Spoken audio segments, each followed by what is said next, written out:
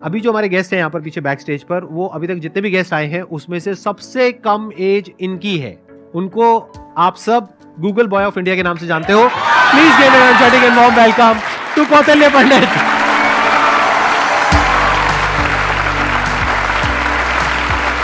अरे अरे प्लीज बैठो। आपकी एज कितनी है पहले तो ये बता दो। तो अभी करंटली आई एम 14। 14 ईयर्स जी। आपको पता है यहाँ पर जितने भी लोग आए हैं उसमें सबसे कम एज आपकी है अभी। लेकिन सर मतलब जितने भी लोगों से अब तक मैं मिला हूँ आपकी एज के, मतलब 40-50 साल के या 30 ईयर्स के, आपके जितने भी शोज देखे हैं उनमें मेरे को तो सबसे कम उम्र के आप लगे हो। अरे ये बताइए मेरे को कि आपकी ये शुरुआत कैसे हुई। जब मैं 5 साल का था तो मुझे लिखना पढ़ना कुछ नहीं आता था। फिर ऐसे ही था कि मैंने 10-15 दिन में ही मतलब लिखना पढ़ना, like all the alphabets and everything I learn them. तो उसके बाद गर्मियों की छुट्टियों की बात है तो मेरे पापा जी एक स्कूल रन करते हैं छोटा सा गांव में, तो वहाँ पर मैं पढ़ता था। कहाँ के रहने वाले हो आप? मैं करनाल। अच्छा जी। तो वहाँ पर एक जैसे हॉलिडे होमवर्क देते सबको एक जनरल कि आपको जो वर्ल्ड मैप होता है, एटलस होता है, अगर जिन जिन को अच्छा लगता है आप वो करके आना, आप मतलब उसे समझ के आना। तो फिर ये मेरे दादाजी ने कहा, फिर पापा जी ने कहा कि तो मैं भी कर सकता हूँ। तो पहले ही दिन मैंने देखा तो I got into it and I learned it. मैं उसमें सवाल पूछता गया और जितने भी मेरे कुछ भी मन में रहता तो वो सब आता गया and within 20 days something I got used to it और मुझे बहुत ही अच्छा लगने लगा। एंड जितना भी वर्ल्ड मैप वगैरह इस टाइप की रिगार्डिंग जितनी भी चीज़ें होती हैं, पॉलिटिक्स, इकोनॉमिक्स, वो सभी मुझे मतलब things were very easy for me. And उसी के बाद से लोग कहते गए कि नॉलेज बढ़ता गया और तब से मतलब यही है कि सीखने का प्रयास कर रहा हूँ। कुछ भी नई चीज़ मिलती है, like currently I am a student of 11th grade but I am learning things like astrophysics and quantum mechanics. तो I am not very into it but I like to study it and जितना भी मेरे से हो सकता है मैं उसके अंदर कोई नई चीज़ देखने का प्रयास करता हूँ और कोई नया सवाल पूछने की कोशिश करता हूँ, क्योंकि जितने भी ज़्यादा क्वेरीज, जितनी भी ज़्यादा माइंड के अंदर जो भी कोई क्वेश्चन आता है I try to get it forward और वैसे ही सारी चीज़ें आसान होती रहती हैं। I try to delve myself deep into it, क्योंकि कोई भी फील्ड इस टाइप का I think that they need one thing that is really important for them, that is questioning. क्योंकि जितने ज़्यादा आप अलग टाइप के क्वेश्चंस पूछते हो उतना ज़्यादा आप उस चीज़ को अच्छी तरीके से समझ सकते हो।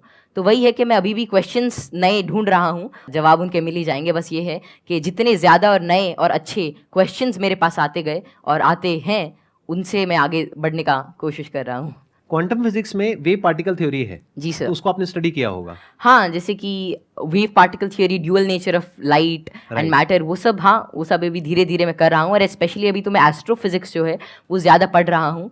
और जैसे कि डार्क मैटर है, डार्क एनर्जी है, तो या फिर माइक्रोवेव रेडिएशन है, बैकग्राउंड रेडिएशन, एक्सपैंडिंग यूनिवर्स, ये सारी चीज़ें मुझे काफ़ी इंट्रीग करती हैं और इनके बारे में मैं कुछ रिसर्च पेपर्स और अलग अलग चीज़ें अभी स्टडी कर रहा हूँ। तो जीरो पॉइंट फील्ड के बारे में भी आपने कुछ स्टडी करी है? नहीं, अभी ज़्यादा नहीं। अभी मैं जनरली जैसे अभी मैं टाइप 1A सुपरनोवा और उनके जो एक्सपेंशन है, लाइफ साइकिल ऑफ स्टार, उनके बारे में अभी मेरी रीसेंट स्टडी चल रही है।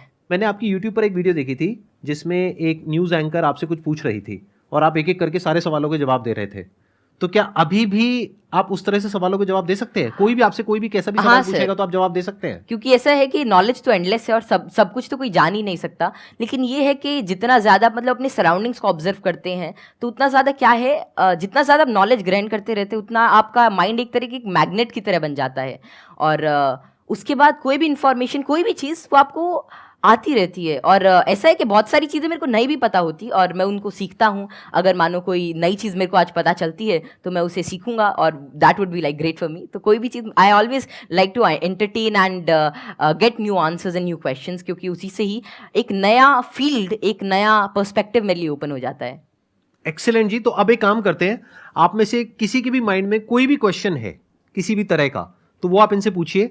मैं ये जानना चाहता हूँ कि क्या हम यूनिवर्स को जान सकते हैं कि वो कितना बड़ा है, या हम अभी तक जान पाए हैं? जी।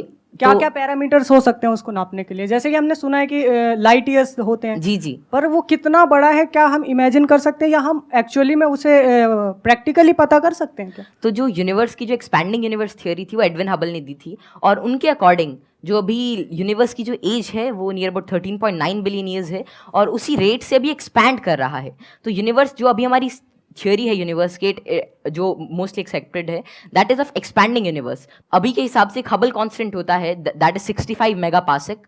तो जो डिस्टेंस ऑफ यूनिवर्स है that is h times d, तो वही 13.9 बिलियन टाइम्स लाइट ईयर। तो इतना भी हमारा एक एस्टिमेशन है कि इतना यूनिवर्स हो सकता है। जैसे आपने इतनी सारी नॉलेज गेन कर रखी है, क्या आप भूलते नहीं है चीज़ों को, या भूलते हैं? कब रिवाइज करते हैं? हम पढ़ते हैं तो हमें रिवाइज करना पड़ता है, अगले हफ्ते भूल जाते और हैं। रिवाइज करने के आपके बाद साथ भी भूल ऐसा जाते कुछ एक्चुअली ऐसे ही होता है ना? Yes sir. अगर आप किसी चीज़ को अच्छी तरीके से देख लेते हैं, उसे समझ जाते हैं, तो उसकी एक आउटलाइन आपके दिमाग में रहती है और फिर आपको उसे ज़्यादा रिवाइज करने की ज़रूरत नहीं रहती।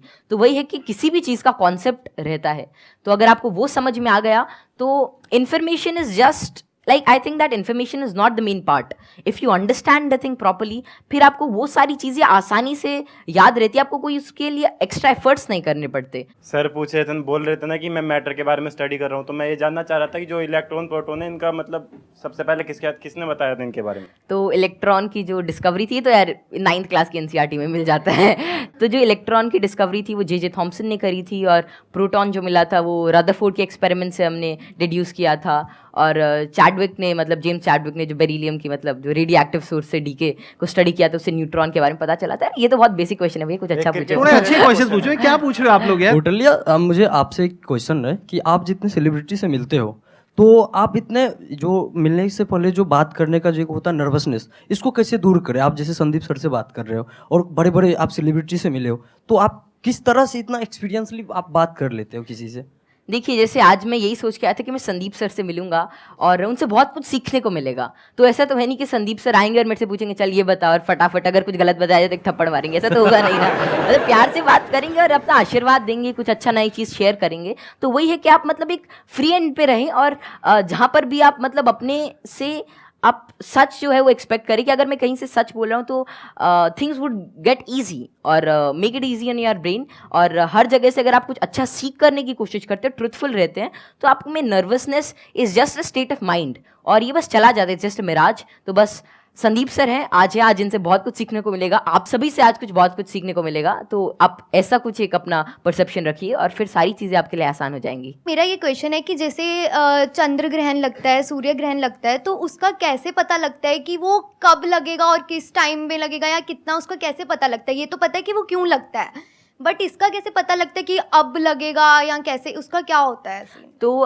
खैर ये जो टेक्नोलॉजी थी एस्टिमेट करने की कि कब सोलर एक्लिप्स, लूनर एक्लिप्स या कोई भी सेलेस्टियल मूवमेंट होगी, ये तो आज से मतलब कई हज़ार साल पहले ही डेड्यूस हो चुकी थी। और इसका रीज़न यही है कि ऑब्जर्वेशन से हम एवरेज टाइम निकाल सकते हैं। एक पैरेलैक्स एंगल आपने पढ़ा होगा कि उससे हम मतलब ये एवरेज स्पीड और एवरेज डिस्टेंस निकाल सकते हैं किसी भी चीज़ का, और उससे ही हम डेड्यूस कर सकते हैं कि कितना रेडियस है, कि एक साल में इतना डिस्टेंस ट्रैवल करती है। फिर एपोजी पेरेजी, फिर केपलर्स लॉ लगा के सेमी मेजर एक्सिस वगैरह निकाल के, तो उससे हम उसका डिस्टेंस यूज़ कर सकते हैं, और फिर टाइम पीरियड से हम we can actually deduce it. और एक नई चीज़ लूनर एक्लिप्स वगैरह के बारे में ये है कि जैसे जैसे आजकल क्या है, जो due to tidal forces moon हमसे हर साल 3 सेंटीमीटर दूर जा रहा है। तो बहुत हज़ारों सालों बाद ऐसा होगा कि सन तो उतना ही रहेगा, लेकिन चांद जो छोटा हो जाएगा, तो उसके बाद मतलब एक्लिप्स जो होगी वो जिसे आजकल टोटल होती है उतनी नहीं होगी।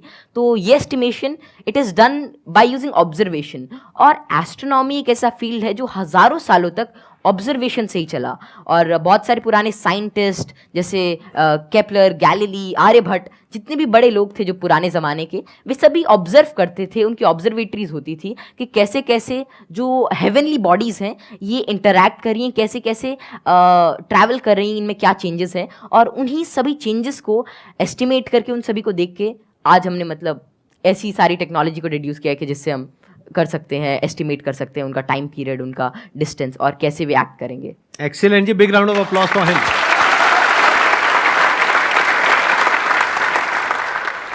मैं ये पूछना चाहूँगा, जैसे यहाँ पर बैकग्राउंड हमारा होता है तो लोग कहते हैं कि इंटेलिजेंस जेनेटिक होता है, काफ़ी मतलब कि उसको बढ़ाने में बहुत ज़्यादा नहीं हम लोग कर सकते हैं। तो आपका इस पर क्या व्यू है कि इंटेलिजेंस, जैसे IQ टेस्ट भी आप बार बार दोगे तो आपका IQ का स्कोर बढ़ने लगेगा उसमें, तो आपका इसमें क्या कमेंट रहेगा कि इंटेलिजेंस के लिए आप क्या व्यू रखते हैं? ये ना बहुत इंटरेस्टिंग क्वेश्चन है जी सर। और मैं ये क्वेश्चन के आंसर से पहले एक बार, अगर आपके पेरेंट्स आए हुए हैं, आपके फादर हाँ, आए हुए हैं, पापा जी आए हुए हैं, मैं एक बार उनसे भी कुछ बात करना चाहूंगा। एक बार उनको माइक दीजिए। मैं आपसे ये जानना चाहूंगा कि आपके जो बेटे हैं ये तो सबको पता है कि किस तरीके से चीज़ों को याद रखते हैं, किस तरह से एक्सप्रेस करते हैं। क्या आप भी इसी तरीके से चीज़ों को याद रख पाते हैं? पहले तो बहुत बहुत धन्यवाद जो आपने माइक दिया, और जो आपके आज दीदार हुए। हम बहुत दिनों से कुछ एक गिने चुने शख्सियत ऐसे जिनसे नहीं मिल पाए, उनमें एक संदीप माहेश्वरी थे, और जैसे ही कौटिल्य को पता लगा कि उनसे मिलने का मौका मिलेगा, ये बहुत ज़्यादा एक्साइटेड था आपसे मिलने के लिए। Thank you. मेरे पिताजी भी काफ़ी इंटेलिजेंट व्यक्ति थे, कौटिल्य भी इंटेलिजेंट है, और हम बीच की पीढ़ी हैं।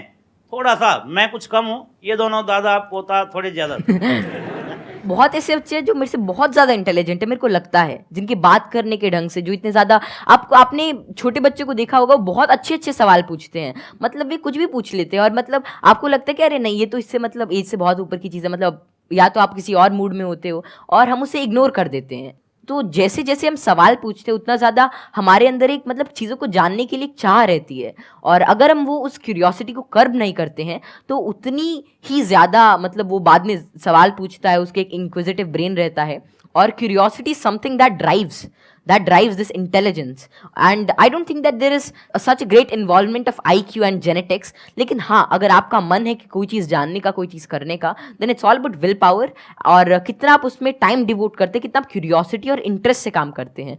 Because even Richard P Feynman said, it really doesn't matter कि how much you know, but it matters कि आप कैसे चीज़ों के बारे में सोच रहे हैं, और कितना इन्फॉर्मेशन आपके पास है, कितना नॉलेज आपके पास है। It really doesn't matter until and unless you try to use that knowledge, और आप उस नॉलेज से कोई नई चीज़ को समझने का प्रयास करते हैं। और कोई नई चीज़ तभी आ सकती है जब आपके पास कोई नया सवाल होगा। आपने बड़ी अच्छी बात बोली कि क्यूरोसिटी हम सबके अंदर होती है। जी सर। लेकिन होता क्या है कि घर में जाकर के हम उल्टे पुल्टे क्वेश्चंस पूछते हैं, जबकि क्वेश्चंस उल्टे पुल्टे नहीं होते हैं। सामने वाले को समझ नहीं आता है तो उसके लिए उल्टे हो जाते हैं, तो वो उसको चुप करा देते हैं। हाँ, बच्चे को चुप करा देते हैं, और वहीं पे उसकी क्यूरोसिटी मर जाती है। उसके बाद में क्वेश्चनिंग खत्म हो जाती है, उसके बाद में वो रटना शुरू कर देता है। रटने में इंटरेस्ट तो आता नहीं है, तो ना तो अब रट पाते हैं ना समझ पाते हैं, बिल्कुल दोनों तरफ से चले गए। तो अब मैं ये आपसे जानना चाहूंगा कि क्या बचपन में जब आपने क्वेश्चनिंग करी, इस तरह के क्वेश्चंस पूछते थे, शुरू में तो आपने अपने पेरेंट्स से पूछा होगा या अपने आसपास में जो लोग थे उनसे पूछे होंगे जी। तो क्या आपको सपोर्ट मिला? क्या उन्होंने आपको एनकरेज किया, या उन्होंने भी आपको यही कहा कि क्या फालतू के क्वेश्चंस पूछ रहा है? नहीं, जैसे I think I was fortunate enough कि जितने भी मैं सवाल पूछता, कोई ना कोई मेरा जवाब दे ही देता था। और बात शुरू ऐसी होती थी कि मानो कोई घर पे कोई बात चल रही है किसी भी चीज़ को लेकर, मानो दे टॉकिंग अबाउट के एक इकोनॉमिक क्राइसिस है देश में, तो मैं उसके अंदर मैं सुनता रहता था, या कोई भी ऐसी चीज़ हो रही है, कोई स्पेस मिशन जा रहा है, मैं सुनता रहता था, मैं चीज़ों को ऑब्जर्व करता था। और वैसे ही मेरे जो भी सवाल आते, I was fortunate enough to get their answers. और मानो अगर मेरे को उसका जवाब नहीं भी मिलता तो मैं पूरे दिन उनसे पूछता रहता। तो एक तो मैंने भी कसम खा रखी थी कि जवाब तो चाहिए ही, तो मैं खाते हुए भी यही पूछता, नहाते हुए भी यही पूछता, और जो भी काम करता मैं मतलब मेरे दिमाग में वही रहता जब तक वो रिजॉल्व नहीं होता। तो ज़्यादा मेरे को दिक्कत नहीं आई, और मेरे को जल्दी ही जवाब मिल गया। और अगर कोई ऐसा रहता तो मतलब मैं भी ठीक था, और मेरे family and everything they supported me really well. तो यहाँ पे वो जो पेरेंट्स मुझे अभी देख रहे हैं, उनके लिए एक बहुत बड़ा लेसन है कि अगर बच्चे कुछ क्वेश्चंस पूछते हैं तो उनके जवाब देने चाहिए, हमें पीछे नहीं हटना चाहिए, और अगर जवाब नहीं है तो हमें बोलना चाहिए। हाँ हाँ, विद ऑल दी हम्बलनेस कि भाई हमारे पास में जवाब नहीं है, आप खुद फिगर आउट करो जाकर। मतलब सर जब मैं छोटा था तो it was lean about like 2013 और समथिंग, और तब मतलब यही इंटरनेट बहुत कम था, और तो यही था कि कोई सवाल मेरे मन में आता, शायद वो नहीं पता रहता, तो मेरे पापा जी एक डोंगल आता था, मतलब वोडाफोन का, बहुत महंगा उसका रिचार्ज था, मतलब ऐसे मतलब अभी चला तो एक वीडियो देखने के बाद ही खत्म हो जाता था तो फिर वो लाते, और मतलब मेरा जो भी सवाल रहता मेरे को उसका आंसर मिलता। तो ऐसे ही एटलस आती थी और कई सारी बुक्स थी, उन्होंने मेरी बहुत हेल्प करी। और अगर कभी मानो पर्सनल मतलब कोई और out of the box idea आता है, कोई क्वेश्चन आता, तो उसका जवाब मुझे किसी भी सोर्स से मिल जाता। Thank you ji, thank you Kautilya. Okay, pleasure meeting you.